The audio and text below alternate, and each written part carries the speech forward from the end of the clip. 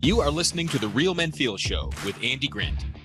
Real Men Feel encourages men to allow and express all of their emotions.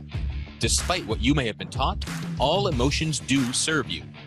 Real Men Feel is committed to engaging in discussions that most men aren't having, but you don't need to be a man to join us. The Real Men Feel Show is produced weekly for your growth and enjoyment. Listen to us on podcast platforms including iTunes, Google Play, Stitcher, and many more. You can also watch the show on YouTube by visiting realmenfeel.org/YouTube. Come back often and feel free to add the podcast to your favorite RSS feed or subscribe on iTunes by visiting realmenfeel.org/iTunes. You can follow us on Twitter at realmenfeelorg and at facebook.com/realmenfeelshow. All links mentioned in each episode are in the show notes found on the blog at realmenfeel.org. Real Men Feel is brought to you by the Good Men Project. Visit goodmenproject.com for more of the conversations no one else is having. Your reviews, comments, feedback, and participation are welcome during the live show and anytime in our Facebook group, on Twitter, or at realmenfeel.org. Now, let's get into this week's show. Greetings, friends, and welcome to another edition of Real Men Feel. This is your host, Andy Grant. And as always, Real Men Feel is brought to you by the Good Men Project. So visit goodmenproject.com for more of the conversations that most men are not having. But unlike most men, you're listening to this and you've been a fan for a long time, so you know the kind of conversations we have. And today we are excited to have our guest, Tracy Martino. Tracy is an executive consultant focusing on the science of the brain, heart, and intuition so that leaders and teams can master the skills of human social behavior to drive engagement and performance. And Tracy is also a best-selling author. He's written a book with Brian Tracy called Cracking the Code to Success. So welcome, Tracy, and let's get cracking. Thank you. Let's get cracking and talking. Yes. So it's really cool to have you here. And we've talked a couple times pre-show, and you just have this really amazing wealth of experience and knowledge, and combining science and intuition that I think is really cool, and the ways that I have not heard people taking that information out to executives and leadership. So how did that come about for you? Well, it came about for me from being an executive myself. I was an executive sales consultant, an executive medical device sales rep, I should say. And I realized that, as I'm going out selling and I'm dealing with so many emotions and stress, that I had to start to take in my own personal spirituality and intuition, but also the science end of it. I got into it from that. Cool. So did you discover these things and put them to work in your own life and then put them to work for other people? Or how? Well, I had to, being really ill and getting in the ER forced me to start to research all of this. Because being a high-stressed sales consultant and executive, I didn't realize, it's so funny. So many people think that women are always aware of our emotions and we're feelers and we got all that. But, when you're type A and you're going all the time and you're trying to achieve sales goals and you're trying to please everybody, all of a sudden you forget about you. And for me, I ended up in the hospital. And people are surprised because I'm very healthy. I teach also fitness. I'm a healthy eater. I live in Boulder. And people are surprised that I ended up having an angiogram. Here I was a cardiology rep, which is ironic. And then I end up in the hospital in the ER because of that. So that's kind of where it started from, where I was thinking, okay, I have to take what I know business-wise, and I have to combine the science, and I have to combine a little bit of the spirituality with this. And so I started with a couple programs. I started with heart math, and we'll get into that. I started with neuroscience. I have a background in economics, so I discovered neuroeconomics. And I looked at how human behavior and how human emotions affect not only our health, but everything we do. Cool. So were you at all a spiritual person until this health crisis? Not really. Not really. No, I mean, I grew up Catholic. People called my parents' house the chapel. It didn't resonate with me at that point. I was so focused on my sales goals. I was so focused on the number. I was so focused on performance, where I didn't take the time for me. So I didn't get into the spiritual side until which a lot of people talk about, right? Until you get, this dark night of the soul, or you get really ill, or something bad happens. Where Right. you have to face your own mortality, right? Yeah. I mean, we must start off spiritual to begin with, and it kind of like we push Yes. it away as we grow up and, Yeah. and lose touch with it. And again, chase the numbers, chase business, chase our goals. Yeah. Because society tells us, society is always telling us what we should be. We have to be this high performer. We have to chase these numbers. We have to be this great father, this great mother, in terms of like high performance all the time. We're pushing our kids to be number one all the time, when we're not taking to look at what's our heart saying instead of what our mind is saying. What's the story that society tells us to be? Because we're so programmed and we're so conditioned. Just like my favorite movie, The Matrix. I mean, we are so caught in this matrix where, I was caught in this matrix where I thought, hey, I have to take a break and step out here. I have to take that other pill. Right? Yeah. So what sort of, how does your life, how does your business change as you get out of the head and more into the heart? For me and for executives that I work with, it helps you make much better cognitive decisions, better problem solving. You're able to be creative and innovate more because intuition comes from this area of the heart, and we can talk about that more. And you're able to just have more peace in your life. You're actually healthier. Because too many times when we're stressed out, we go into that limbic portion of our brain, the fear center of our brain, and we're not realizing we're doing that. This society is not slowing down with artificial intelligence. There's so many predictions for 2020, and with virtual reality coming out and quantum computing, there's so many things that are causing us to, be busier. But we're not taking time to say, hey, I need to sink down in here and really be who I truly am. Right. So, because I think the first time I ever heard of heart math were sort of studies about, and what I like about them is it's very science based. There's a lot of research. Yes, and that's exactly why I like it. Yeah, cool. Yeah. And that, contrary to what we've all been taught growing up and in school, it's our brain doesn't really run the show. Our heart is much more in control of more than just pumping our blood than we realized. Exactly. Because science has discovered there's 40,000 sensory neurites in our heart. That's why they'll call it the second brain. And so people used to think that more information comes from the head to the heart, when actually more information comes from the heart to the brain. And the heart will pick up on things quicker than the brain. So for example, when you walk into a room, you're able to feel the energy of the room. And that is science. We can measure that because the heart creates an electromagnetic activity that can be felt up to 10 feet away. We can measure that. So every single emotion, happy, sad, angry, the heart's pumping that out, and subconsciously we're picking that up, and then it will bring that message to the brain. So let's say we are seeing something even just upsetting on the news. Let's say people are, which I try not to watch as much news anymore, something upsetting about the news, maybe our political landscape, and they get upset. And the heart feels that, and it goes to the brain, and we keep getting stressed, and we keep creating this whole pattern of stress, right? Because we're so addicted to stress in this society. Right. Yeah. I see that in a lot of people. If I'm not working hard, if I'm not stressed, then I must not be doing a good job if I'm not kind of freaking out at some level. Yeah, exactly. Because our ego, and again, society's programming us to telling us we have to be like this. We have to be busy. We have to, always chase the numbers, chase our sales goals. Mm-hmm.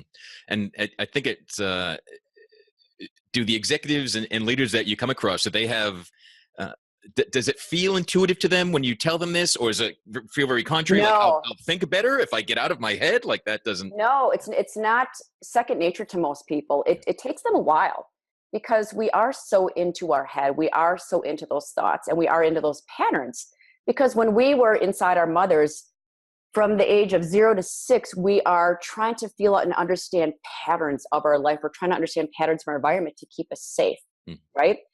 So a lot of those patterns from the age 0 to 6 is created into our subconscious.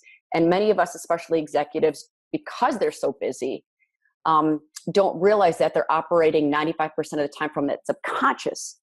And that takes a while for me to work with people to get to them to understand that, because they think they're conscious. They're living day in and day out. Like, again, I use sales as an example, chasing the number or working with their sales staff or what have you. That's where it comes into play. And it isn't intuitive at first. It does take a while. Yeah. And I guess that's kind of one of the bizarre things about intuition. If you're not used to it, you've got to like do some conscious efforting and work to get back in touch with what really wants to flow naturally. Well, yeah, because if people have read a lot of articles, even Harvard Business Review and Forbes, they talk about intuition is one of the highest forms of intelligence, because it's not, it's kind of that gut instinct, but it's a higher knowing. Because when you're in touch with that heart, you're understanding how other people's emotions work, how this electromagnetic activity works with other people, how I can be a higher performer. Because with heart math, we've actually used this with Navy SEALs, with law enforcement, with, like I said, executives of Fortune 500 companies, because we understand that we are always going to get triggered. It's human for us to get triggered because we want to feel safe. But how can we help the number one prepare for that trigger? How can we be, when that trigger happens, can we go to that frontal lobe of the brain and have effective decision making? And how can we be resilient after that trigger happens? Because I want to tell, especially your listeners, this is so important, especially for men, because they have more testosterone than women. Women have 1/6 the amount of testosterone. When men tend to get highly triggered, and this is for most human beings, there's a measure of inflammation in their body. It's called interleukin number 7, IL number 7. So when you get triggered, that stays in your body for up to 72 hours. So you think about all that inflammation and then all that cortisol from stress, from being triggered, right? Because we're so into our brain, we're so into all these patterns and belief systems. Again, that society's programming us, the whole matrix, if you want to go back, that's what it's telling us. So we have to learn how to understand that connection to the brain, to the heart, to get out of that brain. Cool. Now, you mentioned triggers a lot already, and I talk about triggers, and a lot of people do, but I don't think I've asked anyone ever to define it. Like, is it just, is it internal or external? Is something that just, launches some automatic reaction? How would you describe it? It's an environmental reaction to a stimulus. I mean, technically that would be an environmental, stimulus. It could be good or it could be bad. We have good triggers where if I smell like a certain kind of wood, it reminds me of being in my grandparents' sauna, or certain things remind us of childhood, right? Where there are bad triggers, which are part of human nature, which cause us to go into a fight or flight or freeze or appease, right? And the Neuroleadership Institute has discovered that there's 5 main domains that cause us to go into fight or flight or freeze or appease. And I want your listeners to understand it's called SCARF, like a winter scarf, you're tying a scarf. So can I go into that and tell them what that is? Yeah, let's hear about SCARF. SCARF, yeah. S is status. And that's a huge trigger, probably one of the largest triggers for all of us as human beings. It's a very powerful trigger for men. So if let's say a person gets demoted on their job, that is detrimental to somebody because it's their status. It's going to throw them into a threat response. And I've seen this with one of my clients I worked with here locally in Boulder. And it was hard for him. He wanted to stay with his job, but he got demoted. And it was so hard for him to stay working for that company because of that threat response. And if there's any people out here who are listening as managers, this is going to help you motivate or demotivate your employees. Another thing with status, I think we've seen, if you remember the United and American airline fiasco, if the listeners don't remember that, United Airlines, where there was a physician on board and they had to clear out the airplane. And so an airline security came on board and asked this physician to leave. So right there you have 2 status-driven people, a physician who's very status-driven, and then you have the airline security who's very status-driven, and they're knocking heads. And so that caused a huge fiasco. It was a horrible PR fiasco for United. So status is a big one. And does the rest of the model, does it kind of go in order as to how strong things are or not? Well, it's different for different people, and it's different for different organizations. I mean, even with these triggers with status, it's not only just like you and me talking verbally and looking at each other, but it's also comes in emails. I see this a lot in texts. Whereas what I write about in the book with Brian Tracy, one of my clients was getting an email from a coworker, and he was mad that he didn't get back to him. So he CC'd his president, and that put him into status, and he wanted to write, all this, nasty stuff. Yeah. So I had to hold him back for that. Funny. So, yeah, status is a huge one. So what's the rest of the SCARF model? So C is certainty. As human beings, we really want to make sure our life is certain. The brain will actually go into an error mode if we aren't certain about things. And this you can have like with job descriptions, what have you. People get really frustrated with certainty. So A is autonomy. We want our freedom. And a lot of people, you'll see this with a lot of millennials, they're seeing this with wanting to have their freedom to work off the office site. Mm-hmm. R is probably one of the bigger ones, in my opinion, relatedness. Are we in tribe, out tribe? Are we a Packer fan or are we a Bear fan? And this is really important when we're looking at empathy in society today, when we're looking at how we can work with our coworkers. Because you have so many different generations now in the workforce, right? We have millennials, we have baby boomers, we have different, so many different things going on in our work environment right now. Mm-hmm. And the last one, F, is fairness. And you're seeing this again in our political landscape. You're seeing this with so many things. And this affects our ability to empathize. I talk about a lot in a lot of things I write about the blind spots of empathy. And the neuroeconomics did a study where it's a pain for empathy. And like I brought up I'll bring up Packer Bears because I'm from the Midwest. So a Packer fan might not feel empathy for a Bear fan if they're hurt. Hmm. So again, it's that fairness, relatedness. So all these are triggers, and I just want your listeners to understand these are normal. We're human. It's okay. But getting back to heart math, it's like, how quickly can we be resilient with these triggers? So let's go back and really define, who or what is heart math? Mm-hmm. Heart math was created in the 90s, and they created that because they wanted to see how the human heart related to human performance. So they've done many scientific studies to see not only the electromagnetic activity, but how people relate to each other and how something called coherence affects us. And that's how they started. And so with coherence, that's the harmony between the brain, heart, and central nervous system.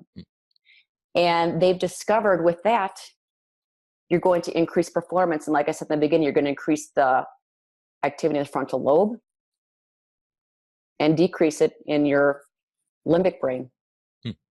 So it's getting us all to stop being the ancient reptile version of ourselves and more into all of the heart, the mind, the body, everything together. Yes, exactly. Cool. So is heart math really related to kind of the body, spirit, the heart and mind connection? Absolutely. Right. Absolutely. Because they're discovering it creates more intuition.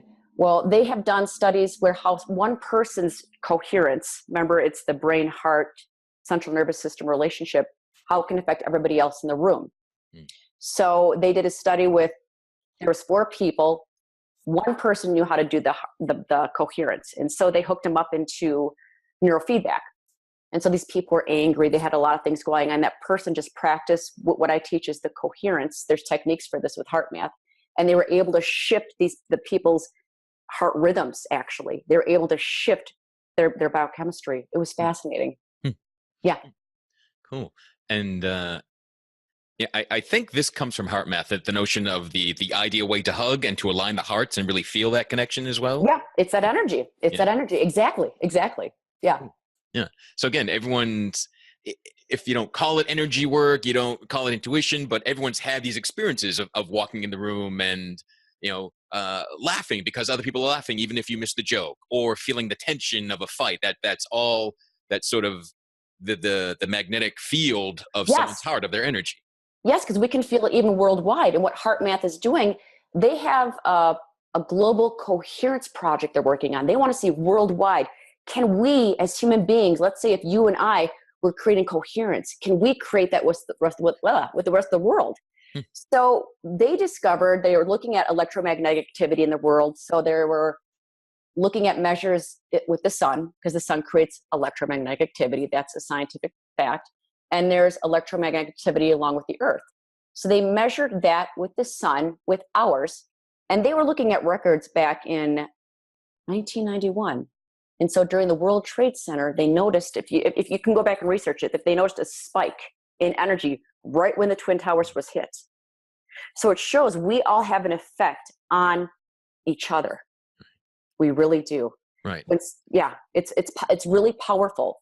So that peak wasn't leading up to it, it wasn't part of the destruction. It was the aftermath of everyone feeling Yeah. that hurt together, kind of. Yeah, it was actually 4 minutes after it hit, Hmm. this peak in energy. Wow. And the same thing is with our hearts. When I talk to a lot of people, when they think a lot of it's just belly breathing. Belly breathing's great. I think it's fantastic when we breathe, inhale and out, to bring that, parasympathetic nervous system back in check. I think that's great. But the connection to the brain and the heart is so important, because we have, that connection between that.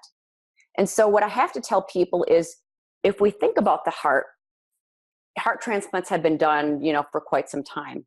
And science really didn't pick on the energy of the heart at first. They didn't understand where our memories come from the heart. So this is a really cool story.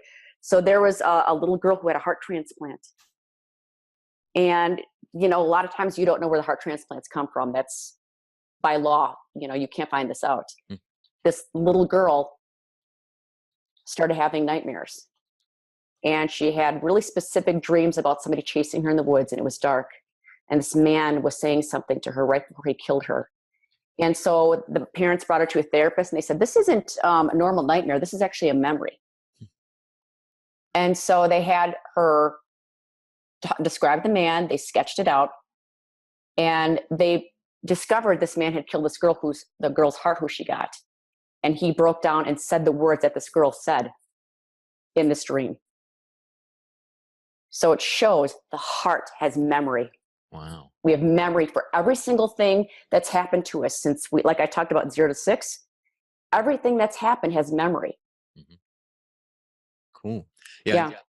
So I do a lot of work with the Akashic Records, which is kind of the vibrational memory of everybody. But I'd never heard that, it's physically in an organ, and that if you take out someone's heart, the memories are still there. Yes. And can be picked up by someone else. That's amazing.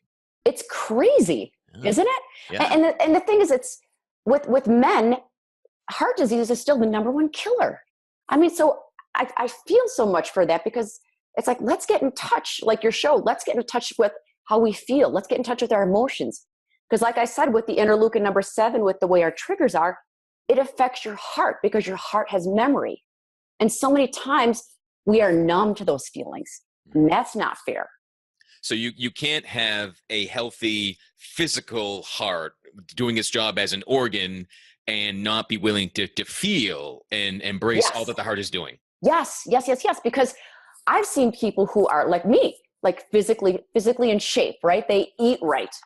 But what's the thing that's going to get them is understanding how these emotions and feelings and how these triggers work, and how the connection to the mind and heart work. And actually, that's actually going to keep us younger. Because this is really cool too. I'll get a little bit more geeked out if that's okay. Yeah. So with our human chromosomes, at the end of the chromosomes, we have what's called the telomere.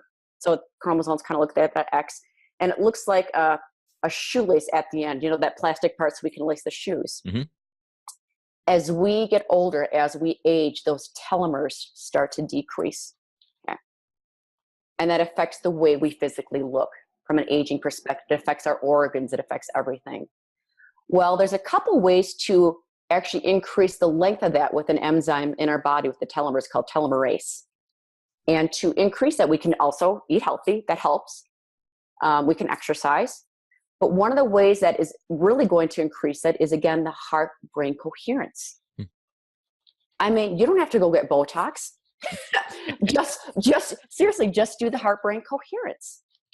And so how does what does doing that mean? How does someone increase that coherence? Well, part of it is understanding how to, being aware of getting to that heart. And a lot of times I find some gentlemen find it difficult with that, because getting in touch with that heart can be sometimes very painful for people because of the past emotions there, the past memories. So what I have specifically gentlemen doing is I have them think about, if they get stressed or they get triggered, think about bringing that energy of the mind just to the center of your body. You don't have to think heart. It's okay. So first of all, coming to the center of the body, and like you and I talk about with spirituality, breathing in and breathing out, right? Because that's going to bring the parasympathetic nervous system down. That's the first part. And we call it at HeartMath, heart focused breath. Second part is to getting into coherence is attaching a feeling to that. And I know it's hard. If we aren't feeling, if we deny our feelings and if we're numb, that's tough. But if we even start small with a feeling of confidence, right? I start with that because sometimes I've noticed with gentlemen, it's hard to get there. Start with confidence, or then I'll start with, what do you appreciate? And then we can go deeper. What are you grateful for? So you're saying that we're combining this. So I'm imagining breathing in confidence. Breathing, as you're breathing in confidence, you're breathing in appreciation, in for 5 and out for 5. That's just the simplest way of doing it. It's so simple, but I will tell you, if you do it for 3 minutes a day, this will start to increase the anti-aging hormone of DHEA, and also to increase those telomeres, right? So heart math, the heart focused breath, all the heart intelligence has so many benefits to all of us as human beings. We're accessing intuition, we're looking younger, right? And we're able to make better decisions, and we're lowering all the cholesterol and inflammation in our bodies. I don't know why we wouldn't do it. Right, and it right? only makes sense because we're using all of us. Yes. And that's really what it comes down to. But I definitely was challenged by this sort of thinking when I was younger, and I meet people too that well, no, my life is hard and complicated, so something simple can't possibly help me. Yes, exactly. And I'm serious. Just 3 minutes can affect it. Will increase your DHA for 6 hours. That's it. Oh. 3 minutes, 6 hours. Why not? You're right. I mean, and it's not, because I've discovered, and I don't know what your thoughts are with the interviews we've done with meditation. I find meditation hard for some gentlemen, especially type A personalities. Yeah. My husband being one, he can't sit still. And so even just practicing this 3 minutes of the heart focused breath, because you can close your eyes, you can do it awake. Mm-hmm. Because what I want to get my clients to do is being able to do this on the spot, right? Can you access intuition on the spot? Can you access this, superpower on the spot? Because it is a superpower. Right. Because again, if we go back to that trigger, let's say we get triggered, road rage is so high. Let's say we get triggered by somebody cutting us off. Mm-hmm. Sink down into that heart right away. And that's going to start to shift that energy. It's really cool. Yeah. And from personal experience, when like at first, it'll feel like effort, but it just means you have to focus on it. Yes. It shouldn't feel like, I'm shoving my brain down into my heart. It doesn't yeah. It shouldn't be really effortful. It might take your attention. Exactly. And like we're talking about, it helps us even connect with people and have better conversations too. So ideally, ideally before a meeting, before you start your day, you would want to really make sure that you're in your heart, that you have your oxygen is flowing, that everything, your coherence is as optimal as you can possibly be. Exactly. That's why we use heart math a lot with a lot of professional athletes too. So not just athletes, let's say you're going into the boardroom. We do so much work with prep. And imagine the possible triggers in a meeting. Let's say somebody interrupts you, or there's something that's going to take you off guard. If you're working with that coherence and you're better prepared, things are going to turn out much better for you. Right. And the entire room there. Yeah. And it makes sense if I'm operating only in my head and I've memorized my big speech and something happens and it throws off my exact next perfect word and I get all flustered, but by letting my coherence, letting my intuition flow, again, it just flows. So you can adapt much easier. And as triggers come your way, they're just stimuli. They don't you don't have to have some drastic response to them. Well, exactly. And that's why it's so important. I tell my clients to, first of all, understand, write down and take time. What are the big triggers that hit you? Because typically people will have, status triggers are their main triggers. Understand what your big triggers are. Like if my husband and I talk about what triggers each other as a couple, it's money and it's how we raise our kids are the two biggest triggers for us. And so if we aren't aware of those triggers, we sometimes can't have a conversation where we feel safe. And for us to have a conversation where we feel safe, we can't have difficult conversations, and then we're not able to, number one, get closer, and we're not able to evolve. Us as a couple, and same with us as a society. We have to be willing to have these difficult conversations. Right. So, this is another term a lot of people have heard often, but can you define what does a safe space mean when it comes to a conversation or a relationship? Well, yeah, exactly. When we want to when we want to feel safe in a conversation, it's being emotionally safe, being able to feel authentic and vulnerable. So and your vulnerability, there's not a backlash. It's not used against you.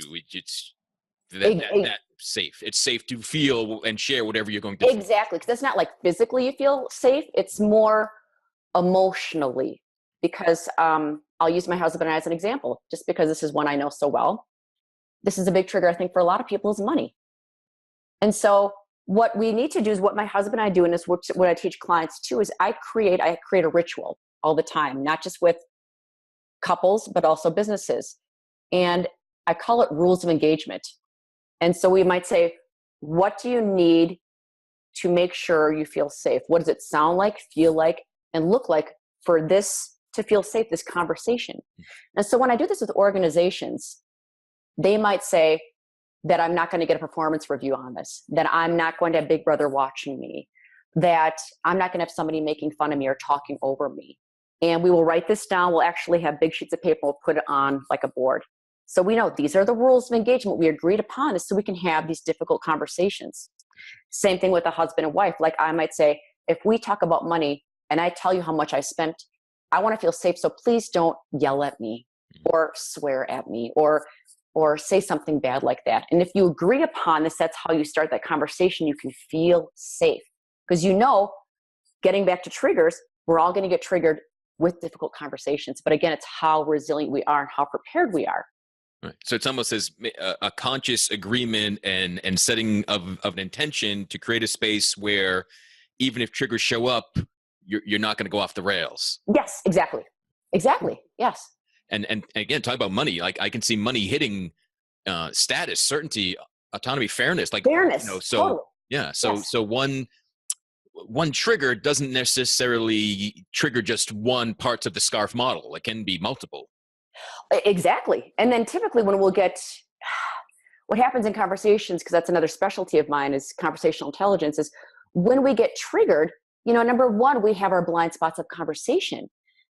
If I'm triggered, what will happen is, let's say I'm addicted to being right, which I see a lot of people happen. Yeah. I'm not going to fully listen. I'm not going to fully engage. Or what happens with people is they think they're listening, but they're listening based on their beliefs and their patterns and their history, right? Another belief, another blind spot, they check out every 12 to 18 seconds in conversation. That's the average. So we're triggered, but we have to understand we have these conversational blind spots. So I don't want people to overthink conversations, but I'm just letting them know that's what could happen.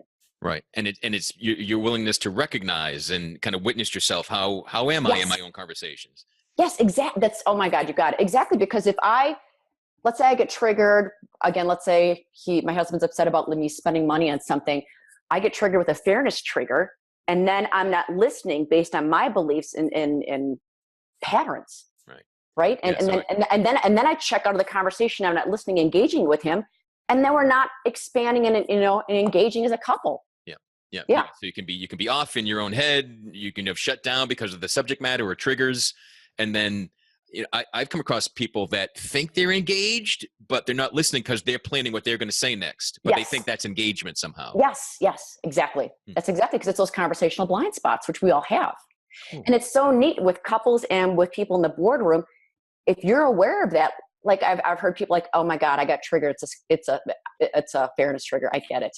And they're not as mad, but they're catching themselves quicker. Yeah.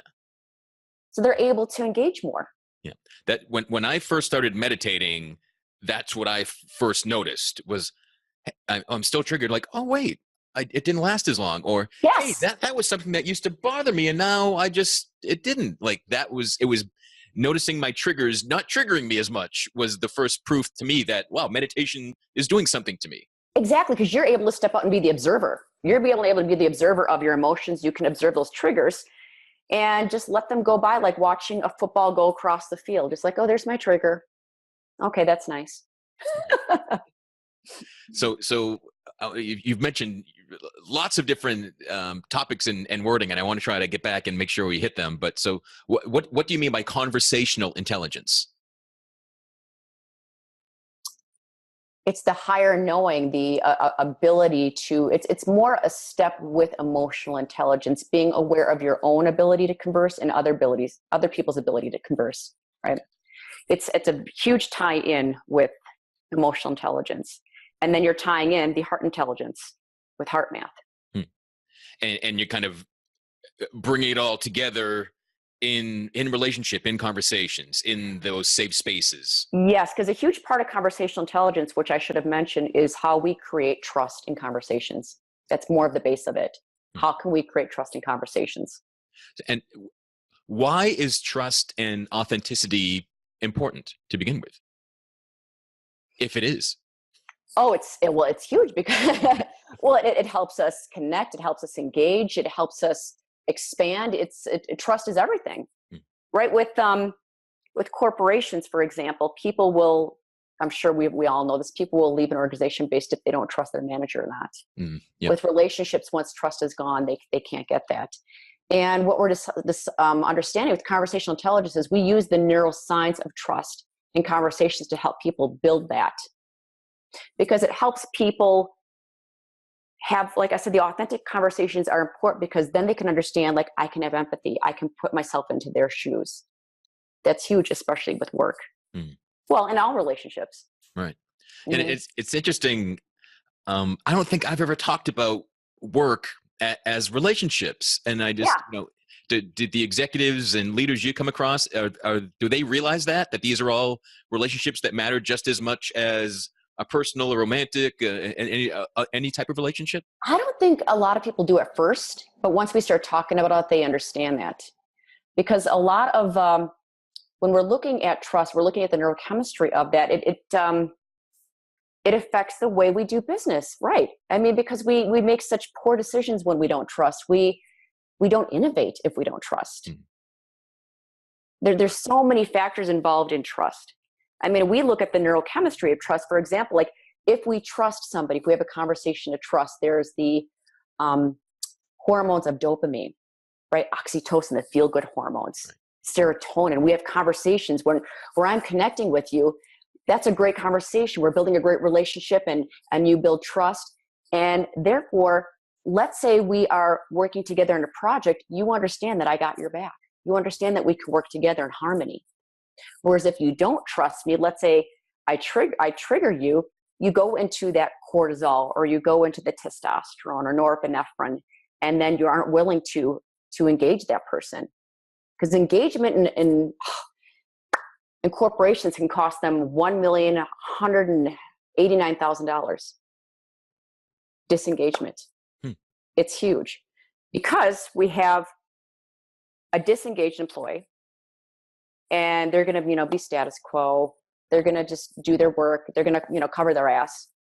And then you have the engaged employees where they're going to be doing all the work. Pretty soon the engaged employees are like, I'm over this. See ya. And that's where they get that number. It's from a Gallup poll per 100 employees. Right. So even, if your top performers, the most engaged people, the people that care will get burnt out if they're surrounded by people that are disengaged. Yes. And I see this not only in, corporations, but a huge amount is hospitals and healthcare, because you have a lot of people, very empathetic workers like nurses, techs, doctors. It can be very draining on a person. And this is part of why, again, when I was, first out of college and getting into corporate America, I thought these were kind of ridiculous, but I thought most things that helped me were ridiculous. But why so many corporations, invest in the team building and the corporate outing and, weekends of trust falls. It really is to build genuine trust and authenticity and engagement. Exactly. Well, and it's interesting. They've spent so much money on that portion, on the trust falls and the team building, but they miss an important component of that with the neuroscience of it, understanding how humans are. Marketing understands it because a lot of marketing is based on neuroscience and emotions, right? All marketing is based on human emotion. We forget human beings, when we're working in the workforce, that shouldn't be any different, because employee experience still is a huge trend now, and it's going to continue to 2020, because when you have a better employee experience, you're going to have a better customer experience. Right. And part of that experience is, how do we build trust? And part of that is how we communicate and converse with our employees, and how we can, communicate with our coworkers. For example, when I notice people talking, a lot of times people will yell, self, or they'll talk at people. Sometimes you have to do that when you're just having to ask somebody to do something within the workforce. But when somebody's yelling at somebody, the brain goes into that distrust mode, and they don't want to listen and engage that person. Right. Same thing with that person who's addicted to being right. I mean, I'm sure you've heard people, like, they're trying to sell you on their idea in the corporation, and they check out, right? The way to really start to connect with people and build trust is by asking questions that we don't have answers to. Really connecting with people. And some of those questions, I'll give you an example. And I know you can't do this all the time in work. You might ask somebody, what are your assumptions about this? Right? That might be one thing. Why do you feel this way? Or a question I asked my son, what would you do if you knew you couldn't fail? So it's these questions where you're really engaging people, that's going to open up the brain for trust, and kind of let that guard down, and people then will be engaged more. Right. And again, it's another, it's kind of a surprise that being asked a question that you have to stop and think about actually puts you more into your heart than just your brain. Yeah. Yes. Exactly. So these aren't really, it's not really logical. I'm not asking you to do some math. I ask you some sort of feeling and emotional question, and then that puts you more into your heart, and you're using all of your faculties and all of your gifts and your intuition, ideally. Yeah, and that's what exactly we talked about in the beginning. What I do is, that's why I take all this together, because everything's holistic in nature. Sure, we talk about getting into the heart intelligence, getting into the heart center with that, so we can be better thinkers, right? We can get to that cognitive brain. Because once we do, we're able to access that conversational agility, that conversational intelligence. Because I do like to call it conversational agility, how you can go back and forth and truly listen to people, understanding where they're coming from, and connecting, and really getting things done. Because some people, like we said, if we're talking, telling, yelling something to somebody, we're not realizing what's really going on behind the scenes. Maybe they really want to get involved with the business. Maybe they really want to get involved with they might feel very excluded in the business. So we're missing on a whole arena here by not engaging this. Yeah. I love that term, conversational agility. Yes. Because the pace of change it just keeps accelerating, it feels like. And, well, yeah. Sorry, I get so excited. I mean, the same thing, especially, I know, I'm like, yes. Well, it's the same thing when we're looking at artificial intelligence. Things are going to keep speeding up right now. Again, with the artificial intelligence, virtual reality, we as human beings we're getting further away from connecting, right? Because we have off-site, people are working off-site. We have to get to that conversational agility to be able to communicate and talk back and forth with each other, not just eye to eye, but also, with emails and text. Because like you and I went back to at the beginning, talking about these triggers. So I don't know if you can answer this or have an idea, but can artificial intelligence be programmed with coherence and agility? Could it be that the fake versions of ourselves are better at communicating with us than we are? Well, it's interesting. They create a lot of artificial intelligence to take out the emotional side of it. Oh, all right. A lot of it does. No, a lot of neuroeconomic research has been done on that. For example, with physicians. Now, physicians, if they don't have their emotions in check, that can be pretty scary. And there's been some studies done on radiologists where they are looking at cancer screenings of women's breast cancer. And depending on their emotional state, they can make a difference on how they read that breast cancer screen. And that's pretty serious. Same thing with a lot of other surgeries. Doctors have a tough role, and I respect them a lot. But what I'm understanding from the research that I'm looking at is that they're bringing a lot of artificial intelligence in to take that component out, so they don't have that higher error, right? That's really key. But with understanding with emotions, I've seen artificial intelligence, they're trying to put human emotion into artificial intelligence. They're actually trying to do that. I was at the Consumer Electronics Show, and Netflix was doing something with it. It's pretty crazy. But because I think they understand as human beings, we have something called mirror neurons. Right. Right. And so me looking at your facial expressions, I can kind of pick up on what you're feeling. And that's where they're trying to tie that into the artificial intelligence. And it's very interesting. Yeah. We should see what happens. But what they don't have is the artificial intelligence has is they don't have the human heart. Sure, they can have all the complex computing system of an artificial intelligence, or we say quantum brain or what you want to call it. But with the way you and I are just talking right now, and I'm kind of theorizing, is they will never have that human heart. It has that memory, that has the emotions, that has that ability to be beyond what we're really, because we're operating, we have the potential to be up here. We're operating way down here. Mm-hmm. We have so much potential if we just accessed what is really going on with that heart. Yeah, it's certainly, I mean, it's the old Chinese saying, may you live in interesting times. And this certainly is in, almost limited ways that you can look at all the very things that are interesting. But yeah, I've heard, some people really excited about AI. And then there's people like Elon Musk warning us that this is the end of humanity.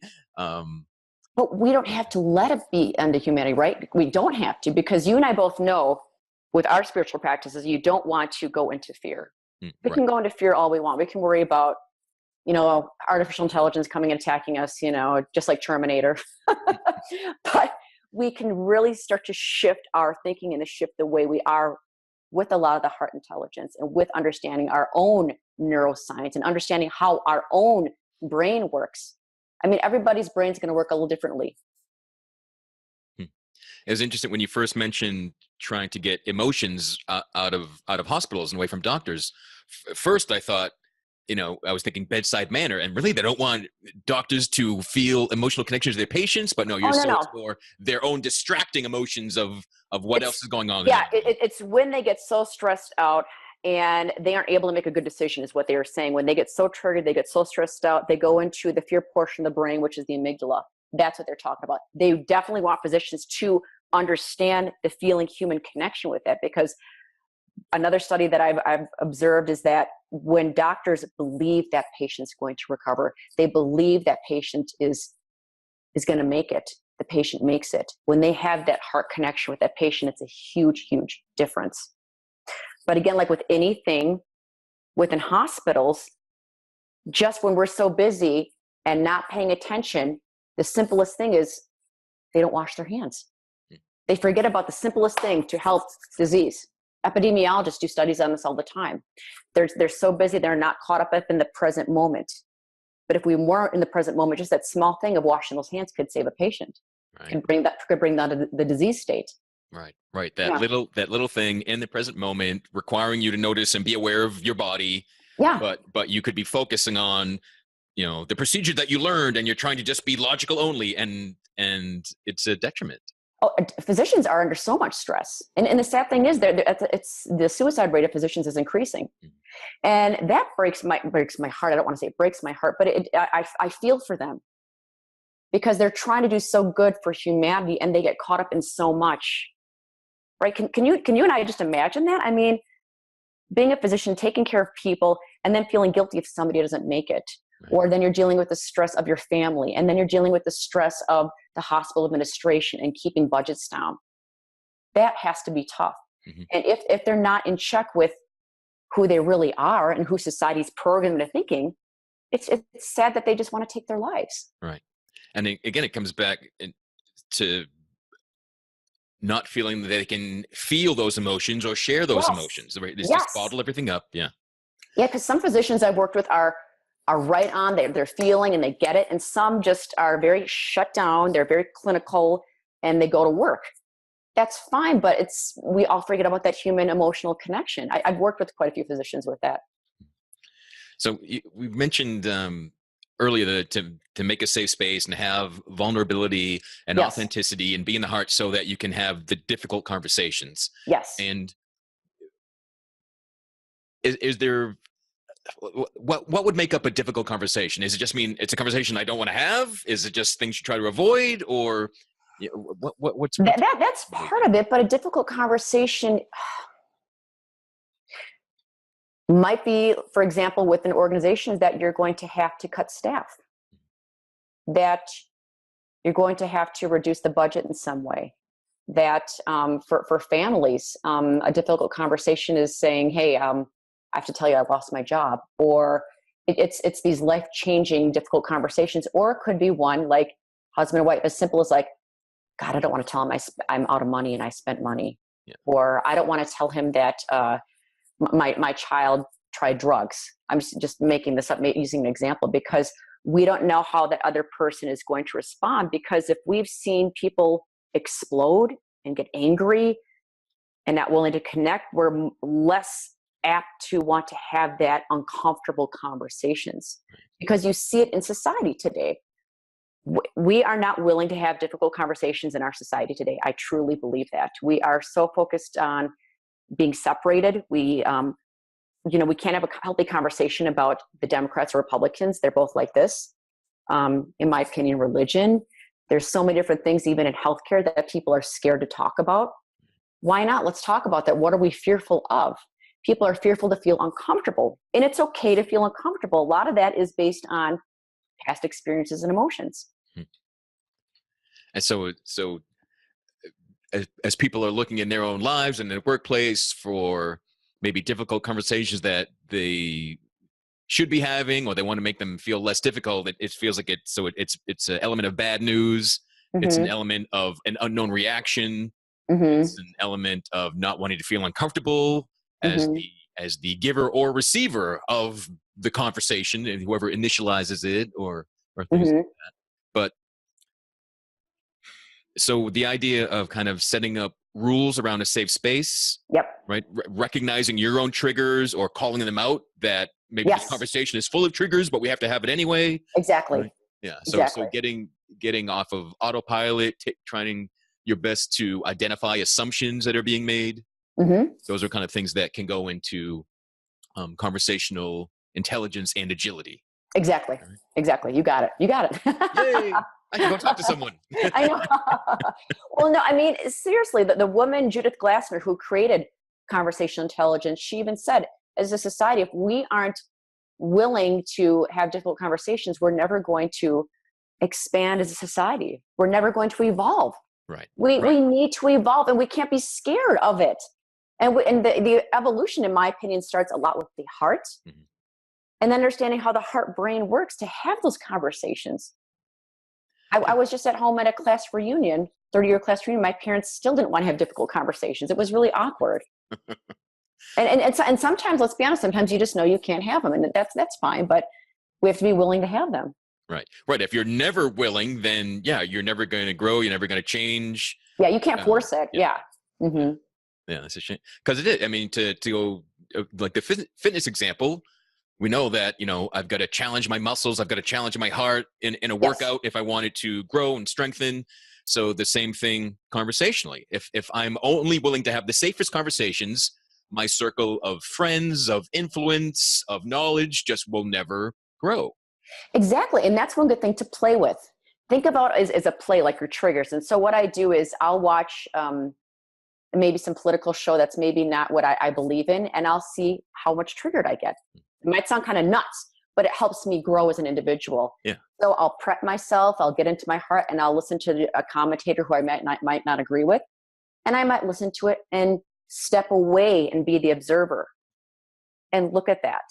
And I'm like, okay, that's just a trigger. I don't have to get emotionally involved. I don't have to raise that interleukin number 7. I don't have to. I don't have to allow it. Yeah. So, but some people seem to like that. Is it kind of like a hook on drama, or is it really a chemical reaction that they want to be upset by things? Yes, because people have that addiction, that their brain chemistry is so wired to that addiction. They love it. They're so used to debating, and typically I'll see that to people who are addicted to being right. They get that adrenaline rush of I'm going to fight this person. And I see it on TV back and forth with the political people going back and forth.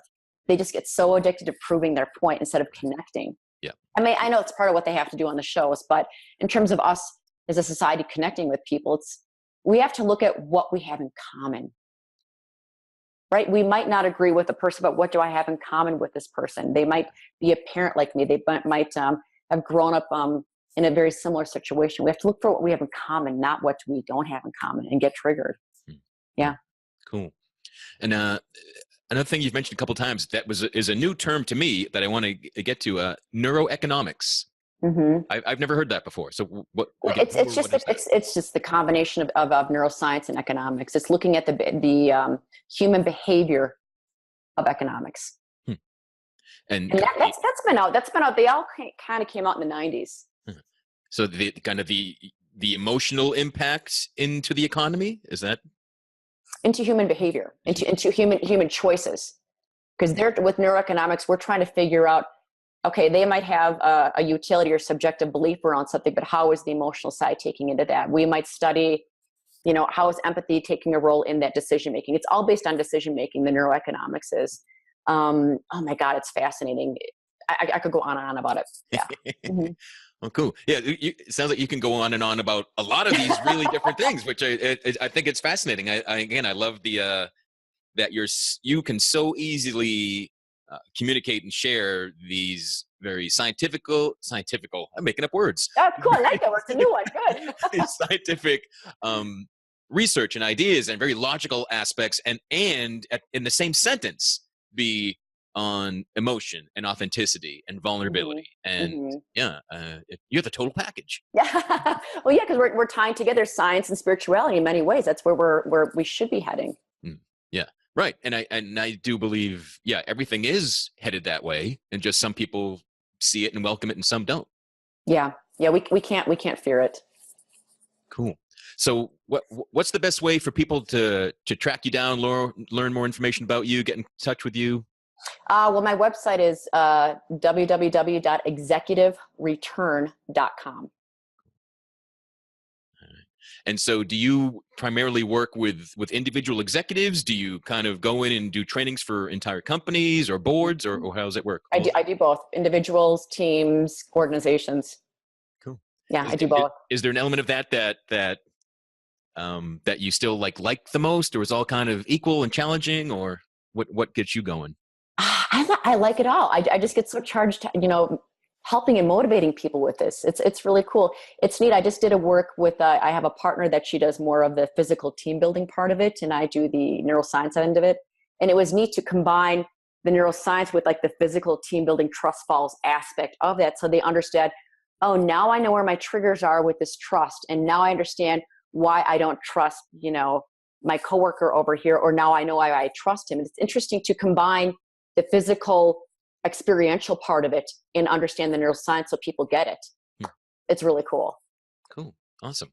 So at work, at home, with a spouse, a partner, with children, as simple as the 5 breaths for 3 minutes, slowing things down, getting more into your heart, helping to be aware and identify your own triggers. And let's see, would it be triggering if I kept telling you what your triggers are?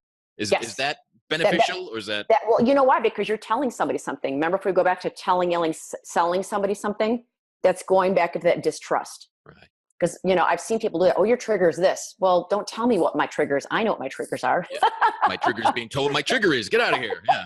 I know that happens. No. Well, it's just because of your if you understand your conversational agility, like I shouldn't sell somebody something. I should ask them questions. What kind of trigger do you think that is? Or what are your thoughts? Or why did you feel you needed to, respond in that way? It's always best to have people come to their own conclusions when you're talking to somebody. And I deal with this a lot with my own 13-year-old daughter, who's very, very much out there emotionally. So I have to have much more conversational agility with the teenager. Yes. Right. Good. Yeah. So it's not as if you would work with the CEO and then he goes back and starts bumping to people in the hallway and telling them what their triggers are and what's wrong with them. Right. So it's more a methodology and an approach that can really go through an entire organization and help everybody involved. Exactly, because they're more aware of what their triggers are. I mean, even NASA has used this with the Neuro Leadership Institute.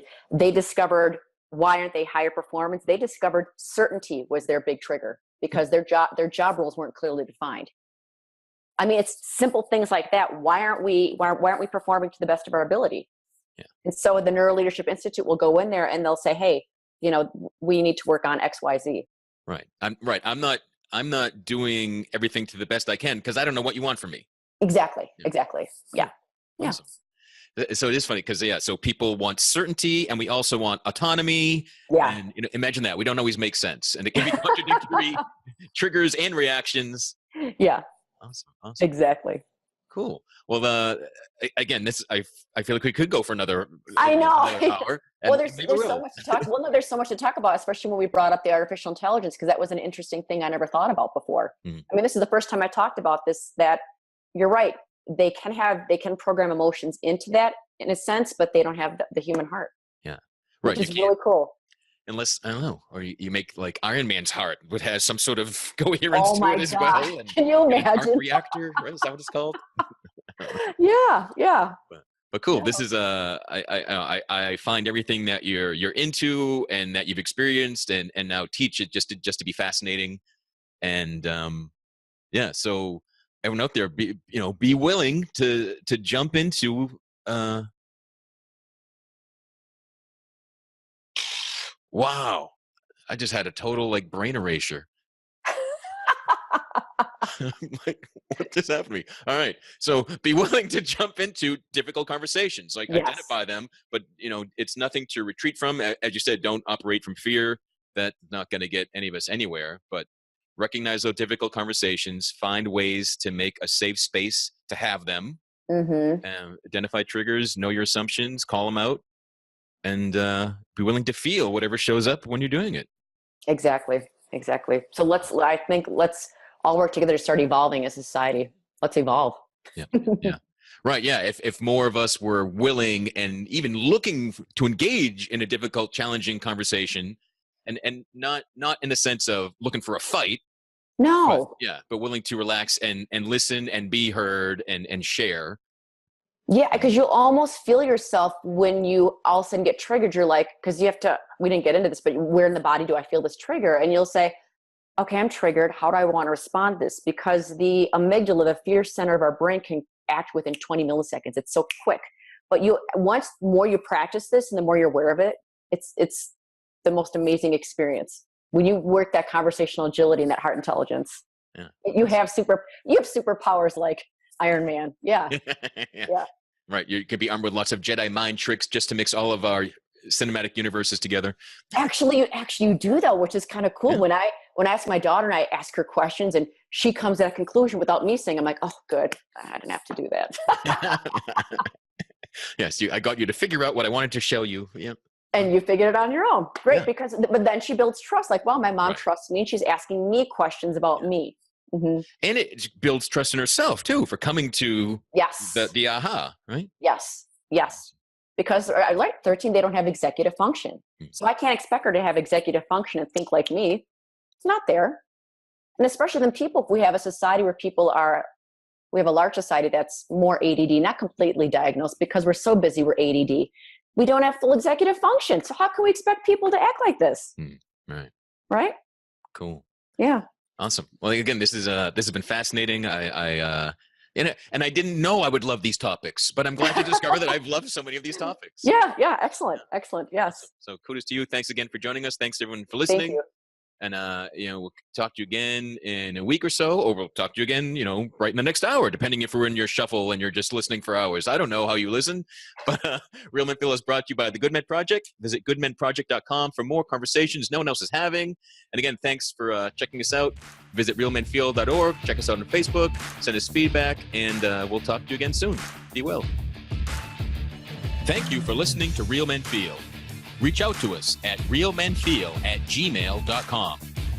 Learn more about Andy Grant at theandygrant.com.